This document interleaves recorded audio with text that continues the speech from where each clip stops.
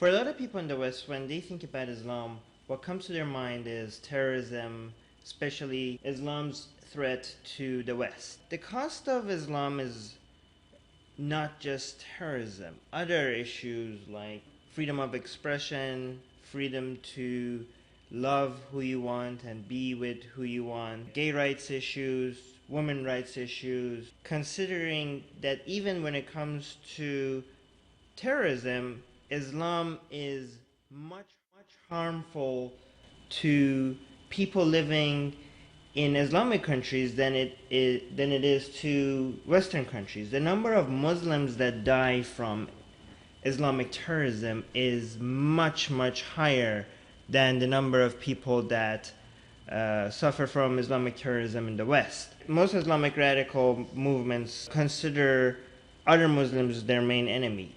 Most radical Sunni movements consider Shias their main enemy, and most Shia radical movements consider Sunnis their main enemy. The reason why you see a lot of the time they talk about their hatred towards towards the West and towards Israel, that gets them a lot of popularity. But if you look at what they actually do and what they actually focus on, their main priority is the enemies that are closer to them, which is fellow Muslims, which a lot of times they don't even consider Muslims. But a lot of Shia radicals, for example, even though they understand that Sunni extremists are their main enemy, they know that they can't say that publicly and gain a lot of support. So even though a lot of the actions that they take is against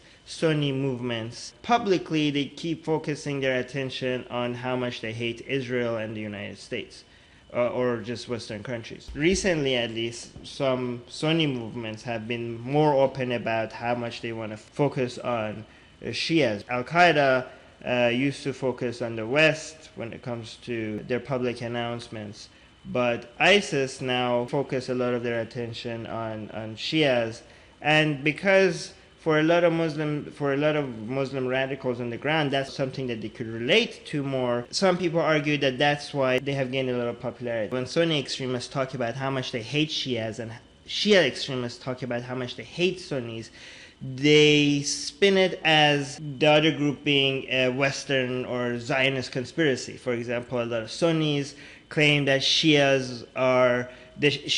is like this Western invention or the Zionist invention to make Islam weak. And also Shias will say that Al-Qaeda terrorism and ISIS terrorism is an American invention. So they both accuse each other of being the invention of Western or Zionist powers. They want to gain popularity among people that hate Shias, but they also understand that to gain popularity among a wider Muslim audience, they need to focus their narrative on hating an enemy that unites Muslims rather than divides Muslims, Muslim extremists at least. We need to present our movements as a response to concern for fellow human beings, not a West versus East mentality. Like how many people have died from terrorism in Western countries? The number is much lower by such a significant margin compared to people that are suffering from Islamic extremism in Muslim countries. And the Muslims that are suffering from Islamic extremism, it's not just about protecting atheists from the cost of religion. It's about protecting our fellow human beings from the cost of religion, and that includes religious people. This is not common, but sometimes when we mention something like this, people say, who cares, they're religious, let them just kill each other until they die off, which is a horrible thing to say.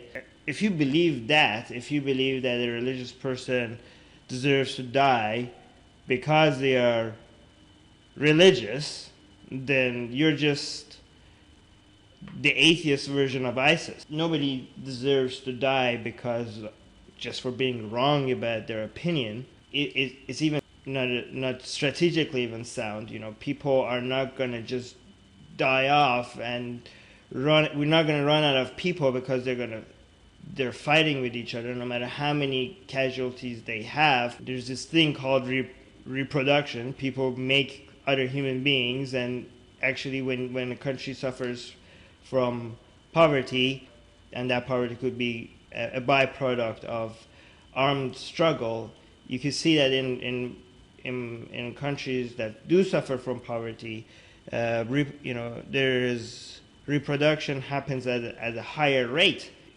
These struggles actually attract more extremism and attracts more retaliation and more opportunities for recruitment of young people.